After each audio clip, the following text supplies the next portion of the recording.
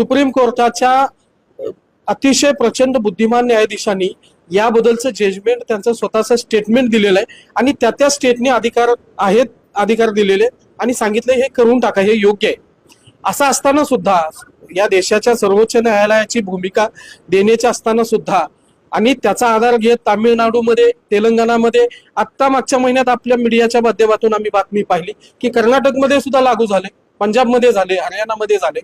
मग महाराष्ट्रामध्ये होत असताना या बाबासाहेबांचं नाव घेणाऱ्या, जय भीम म्हणत मिरवणाऱ्या, तथागत बुद्धांचा धर्म सांगणाऱ्या लोकांनी या आरक्षणाच्या छोट्याशा गोष्टीमध्ये आम्हाला जो विरोध केलेला आहे हा अतिशय विक्रोध आणि चुकीचा आहे. आम्ही त्याचं निंदा करतो. आरक्षण जे इतक्या वर्षापासून समाजाला आहे, तर याचा काही जो फायदा आहे तो काही मोजक्या जाती घेत आहेत असं वाटतंय? निश्चितच तेच कॅटेगरायझेशन तेलंगणा, कर्नाटक इतर राज्यांमध्ये झाले. प्रगत जात आणि अप्रगत जात असं शासनाने त्या ठिकाणी धोरण राबवलं. ते धोरण आखलं गेलं, त्या पद्धतीनं उपवर्गीकरणाची मागणी त्या ठिकाणी मान्य झाली आणि आता सुद्धा ही मागणी अंतिम टप्प्यात आहे. माननीय मुख्यमंत्री आणि एकूणच हे गव्हर्नमेंट त्या घोषणेच्या तयारीत आहे. त्यांनी परवा आपल्या एका मुलाखतीमध्ये सुद्धा सांगितलेलं आहे.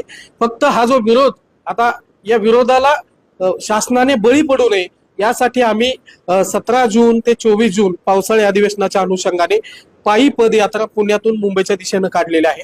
आम्ही सर्व महाराष्ट्रातले या उपवर्गीकरणाचे समर्थक यामध्ये मोठ्या ताकदीनं सहभागी होणार आहोत. हेच आपण बघितलं तर कुठेतरी अनुसूचित जातीचं जे उपवर्गीकरण आहे हे झालं पाहिजे, यासाठी मातंग समाज असेल किंवा इतर जे सगळे समाज आहेत यांच्याकडनं लढा सुरू आहे. दुसरीकडे काही विरोध देखील करतायत. त्यामुळं लॉंग मार्च जो आहे तो पुणे ते मुंबई असा निघणार आहे.